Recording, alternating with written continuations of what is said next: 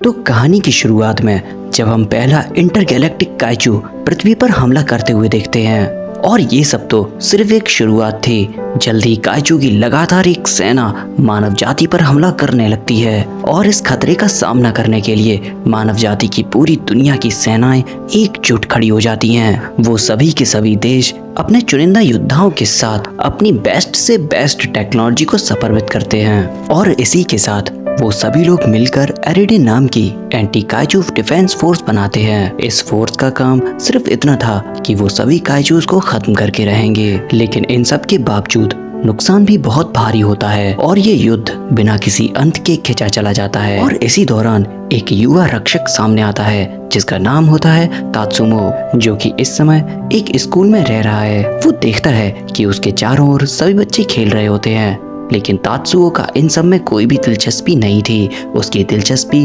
Robots में थी। इस दुनिया में भी कई सारे रोबोट्स थे जो अपने खिलाफ चल रही हिंसा को भी रोकना चाहते थे। वो रोबोट कहता है कि हमारे अधिकारों को भी माना जाए और खुद को नष्ट करने के लिए मना कर देता है। इसी दौरान एक रिसर्चर उस रोबोट के सामने आता है। बाकी के लोग उसे बताते हैं कि इस रोबोट की वजह से वो लोग लैब के अंदर नहीं जा पा रहे हैं। उसका नाम कोजिका है। रोबोट उसे देखकर कहता है कि असली समस्या यही आदमी है। वो बताता है कि कोजिका चाहता है कि हम रोबोट काइजू के अंदर घुसकर खुद को उड़ा दें ताकि काइजू बड़ी जल्दी से खत्म हो जाए। लेकिन कोजिका कहता है कि तुम एक प्रोटोटाइप हो, तुम एक एटॉमिक बम की तरह काम करोगे ताकि काइजूस को जल्दी से जल्दी खत्म किया जा सके, और इस तरीके से किसी भी इंसान की जान नहीं जाएगी। इसलिए कोजिका उस रोबोट को एक शानदार इन्वेंशन बताता है, और ऐसे ही रोबोट अगर आगे जाके और बड़ी तादाद में बनाए गए तो ये रोबोट इंसानियत को ये जंग जितवा देंगे। रोबोट कोजिका से कहता है कि वो जीना चाहता है, लेकिन वहीं दूर खड़ा तात्सुओ ये सारी चीजें देखकर बहुत ज्यादा परेशान हो जाता है, क्योंकि उसी समय वहाँ पर अलार्म बजने लगता है, क्योंकि वहाँ पर काइजू ने हमला कर दिया था। वहाँ मौजूद सभी रिसर्चर उस जगह को छोड़कर वहाँ से भाग जाते हैं, लेकिन तात्सुओ रोबोट के पास आता है और उससे बातें करता है। कोजिका भी वहीं रुकता है क्योंकि वह स्नोमैन नाम के एक रोबोट का परीक्षण करना चाहता है। अभी उसे लैब असिस्टेंट बताती है कि उसका बेटा स्नोमैन के अंदर बैठ चुका है और उसने मैनुअल कंट्रोल अपने हाथ में ले लिया है। उधर हम तात्सुओ के पास हम देखते हैं कि वो रोबोट के अंदर है और वो इंस्ट्रक्शन मैनुअल को अच्छी तरह से पढ़ने लगता है। स्नोमैन भी पूरी तरह से घबरा जाता है क्योंकि उसे समझ नहीं आ रहा होता कि उसके साथ ये क्या हो रहा है। वो तात्सुओ से कहता है कि तुम्हें यहाँ नहीं होना चाहिए क्योंकि यह बहुत खतरनाक जगह है। वहीं कोजिका लोगों को समझाता है कि चिंता की कोई बात नहीं है, उसने कॉकपिट से ट्रेनिंग के लिए जोड़ा है और स्नोमैन को कंट्रोल कर पाना लगभग नामुमकिन है, और उसे चलाने के लिए तात्सुओ को जीनियस होना पड़ेगा। और हम देखते हैं कि तात्सुओ एक जीनियस तो होता ही है क्योंकि उसने इस वक्त रोबोट का कंट्रोल पूरी तरह से अपने हाथ में ले लिया था। वहीं स्नोमैन उसे रुकने की विनती करता है क्योंकि उसे लगता है कि वो जल्द ही फट जाएगा। तभी तात्सुओ पूरे आत्मविश्वास के साथ कहता है कि चिंता मत करो, वह ऐसा नहीं होने देगा और ना ही उसे अपनी जान गंवानी पड़ेगी। वहीं रिसर्चर्स पूरी तरह से हैरान रह जाते हैं। वो देखते हैं कि तात्सुओ स्नोमैन को हवा में उड़ा ले जाता है। कोजिको भी ये सारी चीजें समझ नहीं पा रहा होता, और तब कोजिको को एहसास होता है कि तात्सुओ सच में एक जीनियस है। वहीं कुछ घंटों के बाद एक न्यूज़ रोबोट हमें बताती है कि कुछ हैरान कर देने वाला हुआ है। वो हमें बताती है कि एक ऐसा रोबोट जो अभी डेवलपमेंट में ही था, उसने अकेले ही एक काइजू को बड़ी ही आसानी से हरा दिया है। और सबसे बड़ी बात तो ये थी कि उस रोबोट का पायलट सिर्फ 9 साल का एक बच्चा था। तब कोजिका पूरी दुनिया के सामने आता है और बताता है कि वो बच्चा उसी का बेटा है, और जिस रोबोट को उसने इस्तेमाल किया वो खुद को डिस्ट्रॉय भी कर सकता है। और ये न्यूज़ पूरी दुनिया में हवा की तरफ फैल जाती है। सोशल मीडिया में सभी लोग उसे मसीहा कहने लगते हैं, और दुनिया जहाँ के सभी लोग ये जानना चाहते हैं कि ये जोड़ी आगे भी लड़ाई में हिस्सा लेगी। कोजिका भी पूरी तरह से पहले वाला रवैया बदल देता है क्योंकि वो इस मौके को नहीं गंवाना चाहता था। वो लाइव टीवी पर कहता है बिल्कुल वो लोग लड़ाई जारी रखेंगे, और वो घोषणा करता है कि स्नोमैन किसी भी तरह का डिस्पोजेबल बॉम्ब नहीं है। दूसरी ओर हम देखते हैं कि तात्सुओ को बहुत ज्यादा घबराहट हो रही होती है क्योंकि हर कोई उसे घूर रहा होता है। जिसके बाद हमारी कहानी एक टाइम जंप लेती है जहाँ पर तात्सुओ ने पूरी दुनिया में अपना नाम बना लिया है। उसके हीरो जैसे काम अब बहुत ही ज्यादा आम हो चुके हैं, और इन सब के साथ ही तात्सुओ भी काफी बड़ा हो गया है। वहीं स्नोमैन को भी कई सारे अपग्रेड मिल चुके हैं, और अब युद्ध अपने आखिरी चरण में पहुंचने वाला है। तात्सुओ काइजू पर पूरी तरह से हावी हो चुका है। और सबको यकीन है कि उनका रक्षक इंसानियत को वापस से इस दुनिया में लेकर आएगा और इस दुनिया में फिर से शांति आ जाएगी। 10 साल बाद हम तात्सुओ को एक इंटरगैलेक्टिक क्रूज पर देखते हैं और इस समय तात्सुओ दोस्त बनाने वाली एक किताब को पढ़ रहा होता है, जिसमें वो पहला स्टेप पढ़ने ही जा रहा होता है कि तभी एक अनाउंसमेंट होती है जिसमें बताया जाता है कि फाइनल बैटल में सिर्फ 40 मिनट बाकी हैं और इसी के बाद तात्सुओ को बुलाया जाता है और उसे स्नोमैन में बैठने के लिए कहा जाता है। रास्ते में कुछ लड़कियां उससे कहती हैं उन्हें अपने रक्षक पर पूरा भरोसा है। तात्सुओ कहता है कि वो अपनी पूरी कोशिश करेगा, जिसके बाद वो तैयारी करने के लिए चला जाता है और खुद को स्पेस में लॉन्च कर देता है और स्नोमैन जिसे वो यूओ करके बुलाता है उससे कहता है कि उसे वो अंदर आने दे। वहीं स्नोमैन तात्सुओ से काफी ज्यादा नाराज होता है क्योंकि वो इंसानों से बातें करने के लिए चला गया था। तात्सुओ सोचता है कि वो लड़कियों से बात करते समय शांत रहता और यकीन नहीं होता कि वो इन सब कामों में कितना बेकार है। उसने अभी तक लोगों से बात करना नहीं सीखा था क्योंकि उसने अपने बचपन के कई सारे साल सिर्फ लड़ाई में बिताए थे। यूको उससे कहता है कि तुम्हें हार नहीं माननी चाहिए, तुम्हें दोस्त बनाने के लिए आगे की कोशिश जारी रखनी चाहिए। तात्सुओ कहता है कि ठीक है। यूको उससे कहता है कि तुम पिछले 10 सालों से यही बातें कर रहे हो और वो घटिया-नुसी किताबें पढ़ने की कोशिश करते रहते हो। इसी दौरान यूको की स्क्रीन पर उसके कैप्टन का मैसेज आता है जिनका नाम मिस्ट है। वो तात्सुओ से कहती है तुम्हारा जहाज जल्द ही काइजू के इलाके में पहुंच जाएगा और जैसे ही वो सभी तात्सुओ के सामने आएंगे तो उनका जहाज उससे अलग हो जाएगा। उनका जहाज सीधा उनके केंद्र की ओर बढ़ता जाएगा, जिसके बाद वो सभी लोग अपना इन्फिनिटी लेजर चलाएंगे जो कि 1000 किमी तक के क्षेत्र को पूरी तरह से तबाह कर सकता है और ऐसा करने से काइजू का पूरा झुंड एक बार में खत्म हो जाएगा। लेकिन सबसे बड़ी समस्या तो ये थी कि लॉन्च पॉइंट तक पहुंचने में कितना समय लगेगा और इसी काम के लिए सबको तात्सुओ की जरूरत पड़ती है। यूको सबको कहता है कि चिंता करने की कोई जरूरत नहीं क्योंकि वो और तात्सुओ दुश्मन पर जमकर हमला करेंगे। वो दुश्मनों को झुंड को अपनी ओर खींचेंगे और उस पूरे झुंड को खत्म कर देंगे। जिसके बाद मीटिंग खत्म होती है। तात्सुओ समझ जाता है कि उसने एक और इंसानी बातचीत खराब कर दी थी क्योंकि वो मीटिंग के दौरान सिर्फ हाँ में हाँ मिला रहा था। वहीं यूक्यू को इन सब की चिंता नहीं होती क्योंकि वो सिर्फ जीत के साथ वापस घर लौटना चाहता था। उनका सपना अब बस पूरा होने ही वाला है और उन्हें बस इस मिशन को कामयाब करना है। तभी हम देखते हैं कि उन सब के सामने बहुत सारे काइजू आ जाते हैं। पूरा क्रू ये सब देखकर बहुत ज्यादा डर जाता है क्योंकि उन काइजूस की संख्या इतनी ज्यादा थी कि वो लोग उम्मीद भी नहीं लगा पा रहे थे। सभी क्रू मेंबर्स को बताया जाता है कि मिशन शुरू करने का वक्त अब आ चुका है। तात्सुओ एक पल के लिए खुद को रोकता है और खुद से कहता है कि वो खुद को एक काबिल इंसान बनाना चाहता है। तभी यूको उससे कहता है कि दुश्मन अब हमारे सामने है और हम देखते हैं कि तात्सुओ का रवैया पूरी तरह से बदल चुका था। वो आत्मविश्वास के साथ कहता है कि अब समय आ गया है, हम लोगों को अब अपना कदम आगे बढ़ाना चाहिए। जिसके बाद वो अपना 7 स्वॉर्ड स्टाइल एक्टिवेट करता है। उनका हमला इतना खतरनाक होता है कि वो एक बार में ही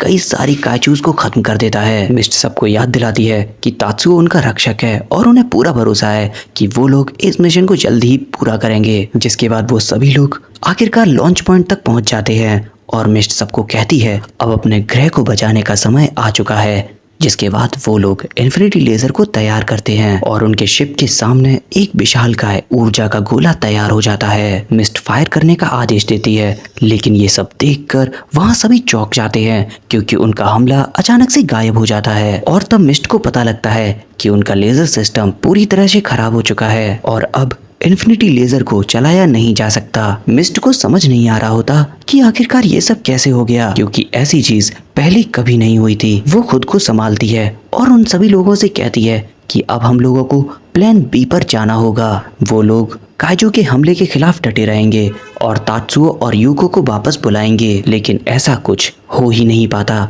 क्योंकि उनका शिप धीरे धीरे बंद होने लगता है और पूरा अटैक सिस्टम क्रैश हो जाता है। जो भी बैरियर लगे होते हैं उनके जनरेटर्स काम करना बंद कर देते हैं।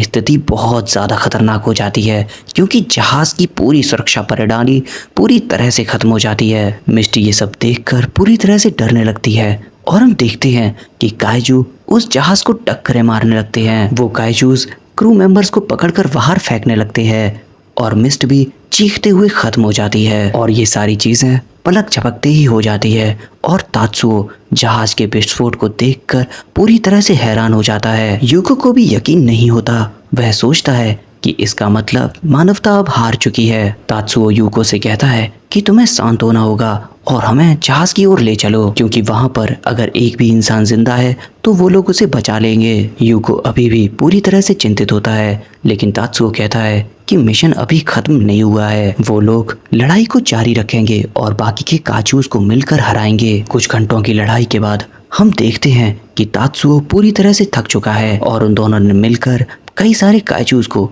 खत्म कर दिया था। लेकिन समस्या अभी भी पूरी तरह से खत्म नहीं थी, क्योंकि काइजूस की संख्या अभी भी बहुत ज्यादा थी जो उनकी तरफ आ रहे थे और यूको को भी बहुत ज्यादा भारी नुकसान हुआ था। और तो और इस लड़ाई के दौरान यूको का भी एक हाथ कट चुका था और इस समय यूको भी उम्मीद खोने लगता है। उसे लगता है कि वो ये जंग कभी जीत नहीं पाएगा। तात्सुओ के पास भी हार मानने के अलावा कोई भी चारा नहीं बचता।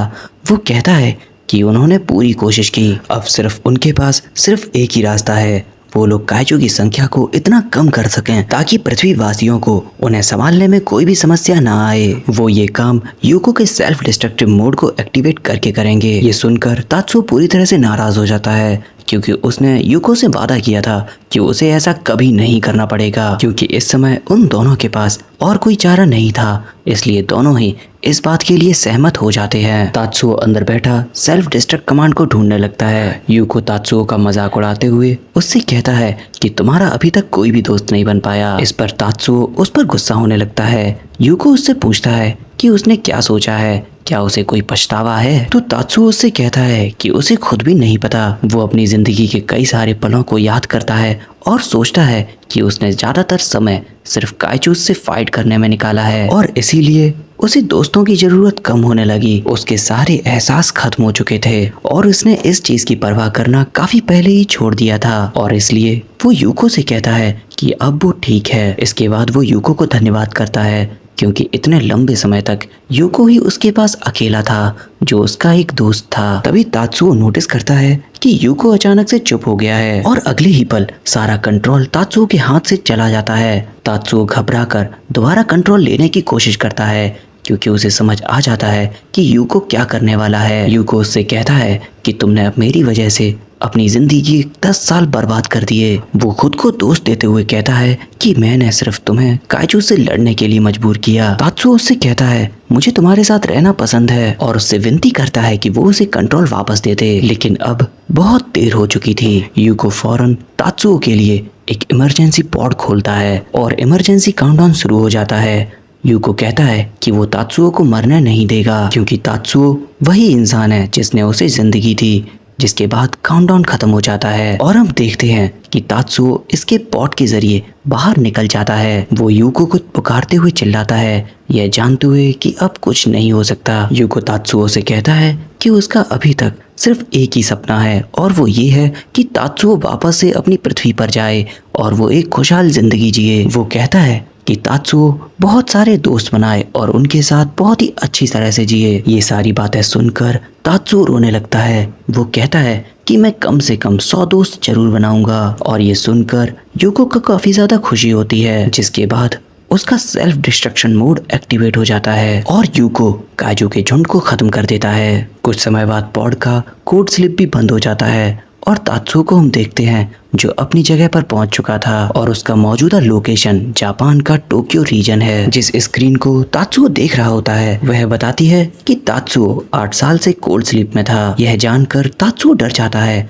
क्योंकि इसका मतलब यह था कि उसे पृथ्वी छोड़े हुए 10 साल हो चुके हैं। तकनीकी रूप से वह एक वयस्क है, भले ही उसकी उम्र बिल्कुल भी ना बड़ी हो, लेकिन उसकी सोच एक बड़े इंसान जितनी है और वो सोचने लगता है कि क्या वो इस हालात में दोस्त बना भी पाएगा। तात्सुओ ये सब सोचकर एक प्लान बनाता है जिसमें वह खुद को अपने पूरे कमरे में अलग थलग कर लेता है। इस तरह वह बाहर जाकर इस दुनिया के बारे में पता करेगा ताकि वो आसानी से दोस्त बना सके। जिसके बाद तात्सुओ उस पॉड से बाहर निकलता है और बाहर निकलते ही वो हैरान हो जाता है, क्योंकि उसके सामने लोगों की भीड़ थी। वो सभी लोग उसे अपना रक्षक कहते हैं और उससे कहते हैं कि वो सभी लोग उसके दोस्त बनना चाहते हैं। तात्सुओ ये सब देखकर बहुत ज्यादा खुश हो जाता है और यूको से कहता है कि उसने अपना वादा पूरा कर लिया है। और तब हम देखते हैं कि ये सब कुछ सिर्फ और सिर्फ तात्सुओ का सपना होता है और वो उम्मीद करता है कि असलियत भी ऐसी ही होनी चाहिए। और जब वो पॉड से बाहर निकलता है तो इस बार वो पूरी तरह से हैरान हो जाता है, क्योंकि अभी तो गर्मियों का मौसम होना चाहिए था, लेकिन पूरी दुनिया बर्फ में जमी हुई थी, जिसे देखकर तात्सुओ पूरी तरह से डर जाता है, क्योंकि पूरी पृथ्वी सिर्फ बर्फ से ढकी हुई थी। तो दोस्तों, ये था हमारा पहला पार्ट, और अगर आप चाहते हो कि मैं इसके अगले एपिसोड्स जल्दी जल्दी लेकर आऊं, तो प्लीज़ मेरे चैनल को सब्सक्राइब करना ना भूलें। और हम मिलेंगे आपसे स्नोबॉल अर्थ के एक और एपिसोड में। तब तक के लिए थैंक्स फॉर वॉचिंग, और प्लीज़ चैनल को सब्सक्राइब करना ना भूलना।